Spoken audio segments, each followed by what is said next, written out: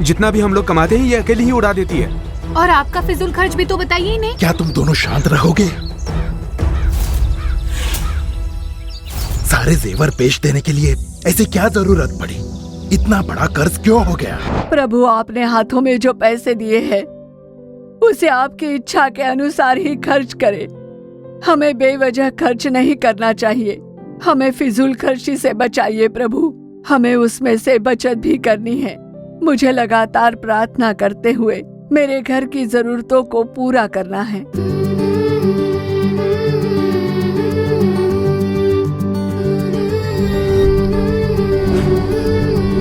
खुशहाल परिवार। हमारे प्रिय श्रोताओं को हमारा प्रेम भरा अभिवादन। फिर से खुशहाल परिवार नामक इस कार्यक्रम में आपसे मिलकर हमें बेहद खुशी हो रही है। एक परिवार में स्त्रियों का भाग बहुत ही महत्वपूर्ण है। मिट्टी से एक महल बनाना और एक महल को मिट्टी में मिला देना भी एक स्त्री के हाथों में ही होता है। बहुत सी स्त्रियां आमदनी से बढ़कर खर्चा करती हैं और पति को कर्जे में धकेलकर परिवार की शांति खोने में भाग निभाती है। आज के इस कार्यक्रम में इसी के बारे में एक नाटक के तौर पर एक अनुभव के बारे में हम देखेंगे, पर उससे पहले बहन ज्योति कार्यक्रम। खुशहाल परिवार।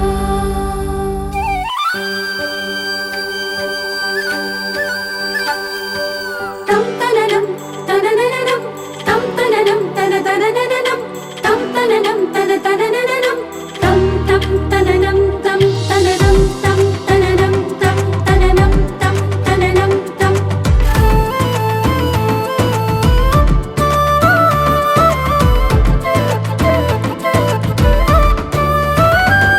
वो भोर को है जगती, प्रभु की करे वो स्तुति। वो भोर को है जगती, प्रभु की करे वो स्तुति। कड़ी मेहनत से घर को सजाने वाली गुणवान है औरत वो गुणवान है। ज्योति बहन,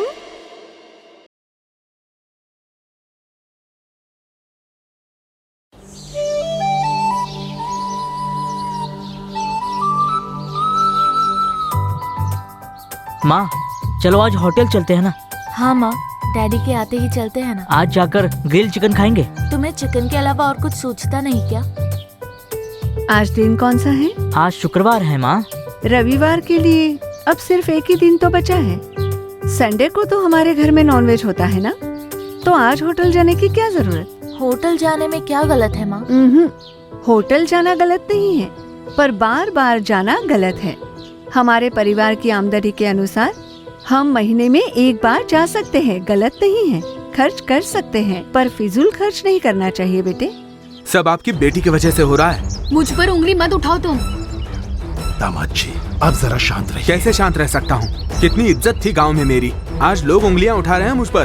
क्या उसकी वजह सिर्फ मैं हूँ? आपका उसमें कोई हाथ नहीं है। बेटी मालती तुम तो जरा शांत रहो। जितना भी हम लोग कमाते हैं ये अकेली ही उड़ा देती है। और आपका फिजूल खर्च भी बताइए इन्हें। क्या तुम दोनों जरा शांत रहोगे?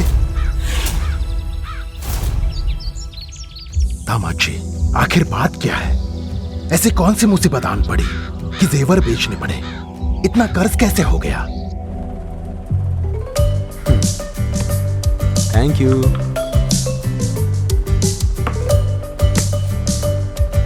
सुनिए, मेरी वो स्कूल फ्रेंड है ना, वो बहुत सालों के बाद मुझसे मिलने आ रही है। कौन? वो उषा? हाँ वही उषा। 10 दिन हमारे घर पर ही ठहरने वाली है वो। अच्छा कोई बात नहीं, 10 दिन रहने दो उसे यहाँ। लेकिन उस घर में सिर्फ एक फैन ही तो है ना, बिना एसी के उसे नींद ही नहीं आती। आप जाकर आज ही एसी का बंदोबस्त क्यों नहीं कर देते? ठीक है ना?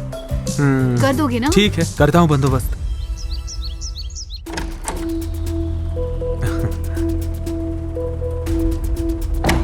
हे, तुम अभी तक तैयार नहीं हुई? पर कहाँ?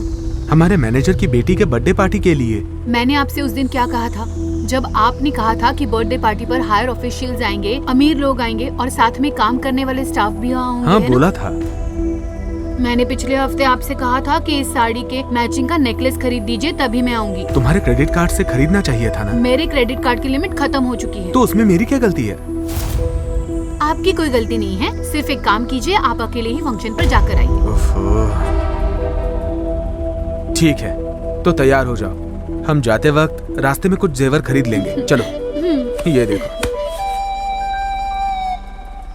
क्या बेटी, अगर तुम ऐसा करोगी तो कैसे चलेगा? पिताजी, मुझे ही दोष मत दीजिए। आपको बताती हूँ इन्होंने क्या किया। ये अच्छा है ना? ये बढ़िया है।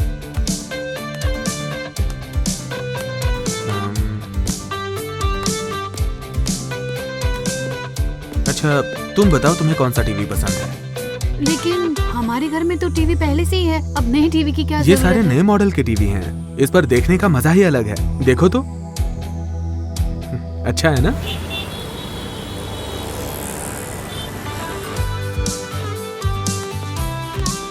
ये कार देखते हैं। अब यहाँ क्यों लेकर आए हो? अरे, नई कार खरीदने के लिए आए हैं हम। लेकिन हाँ? पिछले साल ही तो नई कार खरीदी थी हमने। वक्त के साथ चलने के लिए नया मॉडल खरीदना जरूरी है। बढ़िया कार।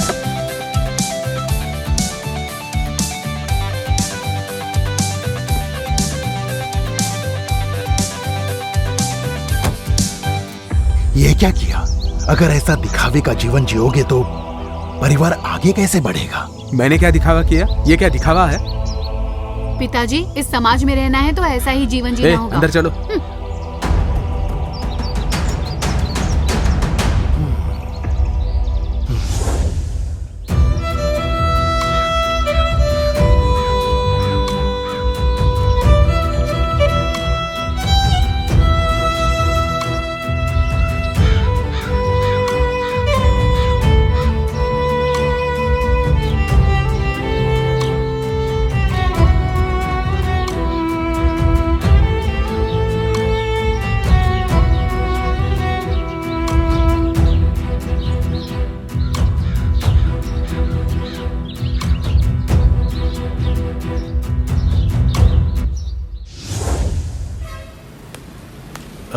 मैं जरा घर जाकर खाना खाकर आ जाऊं। पिताजी आ जाएं तो उनसे कह देना। हाँ बिल्कुल भैया, इतनी सी बात के लिए आप पूछ क्यों रहे हो? हाँ, आता हूँ। हाँ ठीक है। बहुत मेहनती है ये और बहुत ही ईमानदार भी। पूरे समय सिर्फ काम पर ही ध्यान देते हैं ये। इनके आने के बाद ही दुकान अच्छी चलने लगी। हाँ, हाँ। बस, तुमने खाना खा लिया? हाँ, बस बस बस बस बस।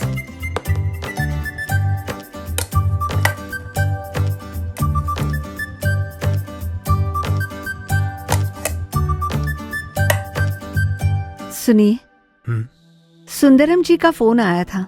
मैंने उनसे कहा था कि आप खाना खाकर काम पर जाने के बाद आऊंगी। क्या मैं जाकर उनसे मिलाऊं? सुंदरम जी ने बुलाया है?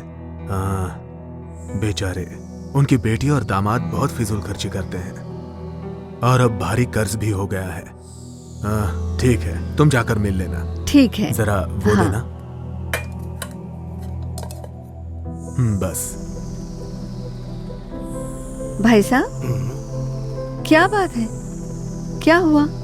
मुझे तुरंत आने के लिए क्यों कहा आपने?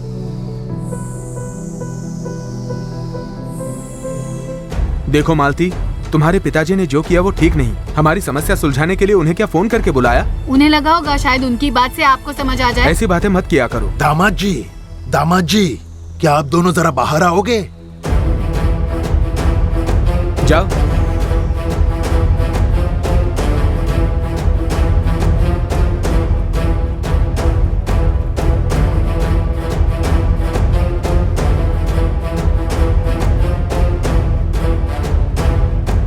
तुम दोनों ही काफी पढ़े लिखे हो। मुझे तुम्हें समझाने की तो जरूरत नहीं है और शायद तुम्हें बुरा भी लगे, लेकिन तुम लोगों से कहना मेरा फर्ज है। हम अच्छी तरह से जानते हैं, अय्याशी मत करना, फिजूल खर्ची मत करना, यही कहोगी ना आप? ये अय्याशी नहीं है, ये सिर्फ हमारी जरूरतें हैं और फिजूल खर्च नहीं। या फिर जो कुछ हुआ उसकी जिम्मेदार मैं ही हूँ, ऐसा दोष लगाने वाली हो? तुम तो जिम्मेदार हो ही, लेकिन सिर्फ तुम इसके जिम्मेदार नहीं हो, तुम दोनों ही इसके जिम्मेदार हो। अपनी जरूरत और पसंद के बीच का क्या अंतर है, इसे तुम्हें समझना चाहिए।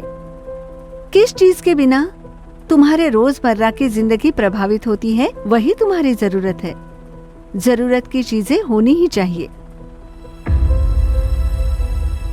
घर पर सोने के लिए पलंग तो चाहिए, लेकिन सुविधाओं के साथ बने पलंग में ही सोएंगे, ऐसे कर्ज लेकर खरीदना दिखावा होता है। 2 महीने में एक बार नया फोन खरीदना अय्याशी है या जरूरत? तनख्वाह होते ही दोस्तों के साथ कॉस्टली होटल जाना अय्याशी है या जरूरत? सबसे पहले तुम लोगों को ये आदत बदलनी होगी कि किसी चीज को देखते ही उसे खरीद लो। जरूरत की चीजें होनी ही चाहिए, ये बात मैं मानती हूँ, पर जो पसंद की चीज है वो तभी खरीदना ठीक रहेगा जब हमारे हाथ में पैसे हो। बाइबल में एक वचन भी है कि परमेश्वर सब प्रकार का अनुग्रह हमें बहुतायत से दे सकते हैं, अनुभव करने के लिए, अय्याशी करने के लिए नहीं। समझ गए? समझ गई। तुम लोग होटल जा सकते हो, गलत बात नहीं है। चीज खरीद सकते हो, गलत नहीं है। पर जितना तुम खर्च करते हो, क्या वो तुम्हारी जरूरत के लिए है या तुम्हारी पसंद के लिए है, इस बात को पहले समझ लो। अगर पसंदीदा चीज खरीदते रहोगे तो जल्दी ही जरूरत की चीज तुम्हें शायद बेचनी पड़ जाए। हद में रहकर खर्चा करो तो ठीक है। सारा खर्चा पति संभाल लेंगे ऐसा मत सोचना, पर वो जो तनख्वाह लाते हैं उससे क्या करे, कितना बचाए, ऐसा सोच समझकर खर्च करने वाली ही अच्छी पत्नी होती है।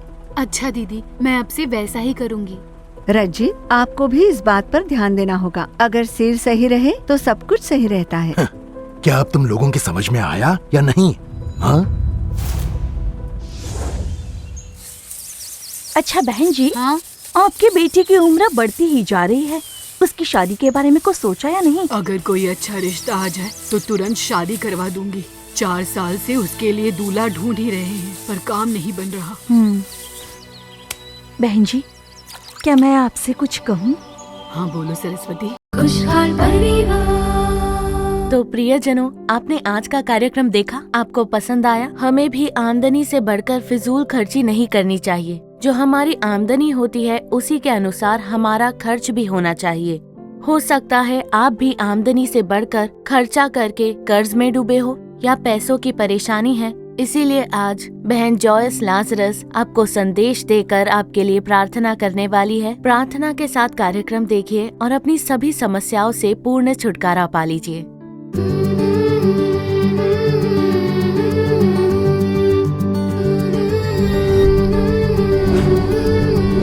खुशहाल परिवार।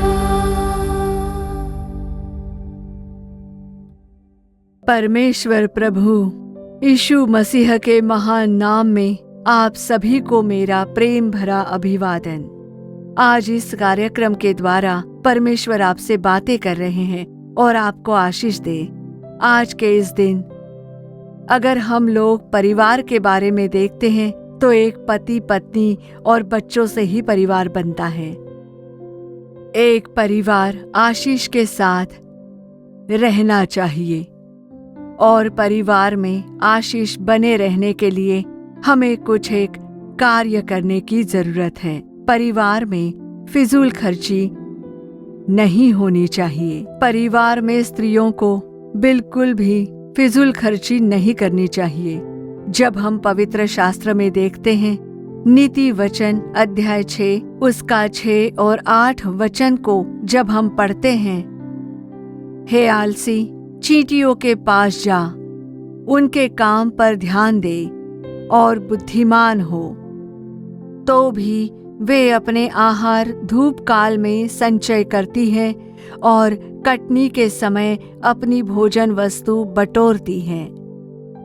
तो मेरे प्रियजनों, जब हम इन वचनों को पढ़ते हैं तो हम जानते हैं कि चींटियां बुद्धि के साथ क्या करती हैं। यही इस वचन में लिखा हुआ है। हमारे जीवन में भी हमें चींटियों की ही तरह बुद्धिमान बनना है। उसका मस्तिष्क छोटा होगा पर उसमें भी ज्ञान है। अपनी बुद्धि का इस्तेमाल करते हुए वो धूप काल के लिए अपने आहार को संचय करती हैं, मतलब आहार जमा करती हैं। जब उस चींटी को इतनी बुद्धि है तो हमें कितनी बुद्धि होनी चाहिए। उसका सर देखिए छोटा सा है, तो देखिए उसकी बुद्धि भी तो छोटी सी ही होगी ना, पर कितना बड़ा कार्य करती है वो। तो हमें इस बात पर ध्यान देना होगा। हम जो पारिवारिक जीवन चलाती हैं, हम स्त्रियां हमारे जीवन में भी फिजूल खर्ची करते हुए अपने परिवार को कर्ज में नहीं धकेलना है, खास करके पति को कर्ज में नहीं धकेलना है। बुद्धि के साथ आप कार्य कीजिए। रोजाना सुबह जल्दी उठकर बाइबल पढ़नी चाहिए, प्रार्थना करें, क्योंकि देखिए मैं भी एक स्त्री हूँ, मेरा भी परिवार है और परिवार चलाना मैं अच्छी तरह जानती हूँ। मैं हर एक कार्य करने से पहले प्रभु से प्रार्थना करती हूँ। कई समय मैं प्रभु से प्रार्थना करती हूँ कि प्रभु इस महीने मुझे बचत करनी है, ऐसा कहती हूँ, तब निश्चय ही उस महीने बचत होती है। ऐसे समय में मैं प्रभु की स्तुति करती हूँ। मैं अपने अनुभव से ही ये सारी बातें बता रही हूँ, प्रभु के नाम की महिमा के लिए। अपने जीवन में मैं रोजाना जल्दी उठकर प्रार्थना करती हूँ कि हमें इस पूरे दिन अच्छा काम करने की शक्ति दीजिए, जरूरी आहार दीजिए, सुबह, दोपहर और रात की जरूरत को पूरा कीजिए। बेकार की फिजूल खर्ची हमें नहीं करनी चाहिए, इससे रक्षा कीजिए। ऐसी मैं हमेशा प्रार्थना करती रहती हूँ और बहुत ही बढ़िया रूप से परिवार चला रही हूँ। तो मेरे प्रियजनों, आप भी सुबह जल्दी उठकर प्रार्थना करें। बाइबल पढ़ने के बाद आप पहले प्रार्थना करें। प्रार्थना करके प्रभु को बताइए कि जीवन भर आपकी कृपा हम पर बनी रहे। इस पूरे दिन आप हमारा मार्गदर्शन करें। आपको जो प्रिय नहीं है वो हमें नहीं खरीदना। आपको जहाँ प्रिय नहीं है वहाँ हमें बिल्कुल नहीं जाना है। आपके दिए पैसों को हमें फिजूल खर्ची नहीं करनी। आप हमारी रक्षा कीजिए। ऐसी जब हम प्रार्थना करते हैं तब उस पूरे दिन प्रभु की रक्षा बनी रहती है और प्रभु का मार्गदर्शन रहता है। देखिए, अच्छी तनख्वाह पाने वाले एक भाई अपनी युवा अवस्था में प्रभु को स्वीकार किया, अभिषेक को पाया और आत्मा में भरकर प्रार्थना करने वाले भाई, एक युवा भाई, अच्छी नौकरी थी, अच्छी तनख्वाह थी, परमेश्वर ने अच्छी आमदनी का जरिया दिया था, उतना आशीष दिया था प्रभु परमेश्वर ने उन्हें। उनका विवाह हुआ। विवाह के बाद पति पत्नी मिलकर दोनों अलग से अपने घर में रहने लगे, परिवार से अलग। उनके विवाह होने के बाद जो पहला महीना था उसमें उन्हें जो तनख्वाह मिली उसे लाकर उन्होंने अपनी पत्नी को दी। पूरी की पूरी तनख्वाह लाकर अपनी पत्नी के हाथों में रखी। उन्होंने लाकर वो पैसे अपनी पत्नी को दिए और कहा कि घर की जरूरतों के लिए इसे खर्च करना। महीने भर के लिए हमारे घर की जरूरत पूरी होने के लिए ये पैसे रख लो। ऐसा कहते हुए वो पैसे दिए। देखिए, वो भाई सुबह काम पर जाते और रात को लौटते, तो देखिए वो बहन धीरे धीरे वहाँ आसपास जाने भी लग गई थी। वहाँ शहर में उन्हें जो प्लेटफॉर्म पर दिखने वाली चीज और दूसरी मकानों की चीजों ने उन्हें बहुत ही आकर्षित किया, इसलिए वो हमेशा कुछ न कुछ सामान खरीद कर घर पर लाकर रखती थी। पहले दिन आकर पति ने देखा कि आज घर में क्या क्या हुआ है। पत्नी ने खाना बनाया था, बाकी कार्य हुए थे, पर साथ ही फिजूल की चीज भी घर में आ चुकी थी। उन्होंने कुछ नहीं कहा, मुस्कुराते हुए वो चले गए और बस इंतजार करके सब कुछ देखना चाहते थे। वो देखना चाहते थे कि मेरी पत्नी कैसे खर्च करती है। वो शांति से सिर्फ प्रार्थना में लगे रहते, ज्यादा सवाल नहीं करते, बस शांत रहते। और फिर कुछ दिनों के बाद, लगभग 10 दिन के बाद जब पति घर लौटे तो उनकी पत्नी ने कहा कि आपके पैसे सभी खर्च हो चुके हैं, आप मुझे और पैसे दीजिए। जरा सोचिए उस भाई को कैसा लगा होगा। आप सोच कर देखिए कैसा लगा होगा। तो रात को उन्होंने जब पैसे मांगे तब उस भाई ने पूछा कि मैंने तो तुम्हें पैसे दिए थे, उन सब का क्या हुआ, कैसे खर्च किए। जब उन्होंने ऐसा पूछा तब उनकी पत्नी ने बताया कि ये खरीदा, वो खरीदा। ऐसा अपने पति से उन्होंने सब कुछ बताया उस भाई ने जाकर सारी चीजें देखी और जान लिया कि फिजूल खर्ची है। 10 दिन में बहुत फिजूल खर्च हुए। अब बाकी के 20 दिन के लिए क्या करें? कर्ज लेना पड़ेगा। इसलिए स्त्रियों को बहुत चौकन्ना रहना होगा। पति जो काम कर लाते हैं, बड़ी मेहनत करके वो पैसे कमाकर घर लाते हैं, वो आपकी खुशियों के लिए, आपकी ही जरूरत पूरी करने, आपके कपड़े खरीदने के लिए। लेकिन आपको उसमें से बचत करनी चाहिए। प्रार्थना के साथ आप बचत कीजिए। प्रार्थना करनी चाहिए, हिसाब किताब सही से रखना चाहिए, जरूरत की चीजों के बारे में लिखना चाहिए, बजट बनाइए। बिल्कुल, कई परिवारों में ऐसा पति करते हैं और कई परिवारों में पत्नी ऐसा करती है। बजट बनाकर ही उसके अनुसार खर्च करते हैं। महीने भर के लिए पैसे चाहिए, मगर उस बहन ने देखिए सिर्फ 10 दिन में सारे पैसे खर्च कर दिए। अब वो भाई क्या करेंगे? दूसरे से कर्ज लेंगे ना, और कहाँ जाएंगे वो? कर्ज लेना तो अपमान की बात हो गई ना।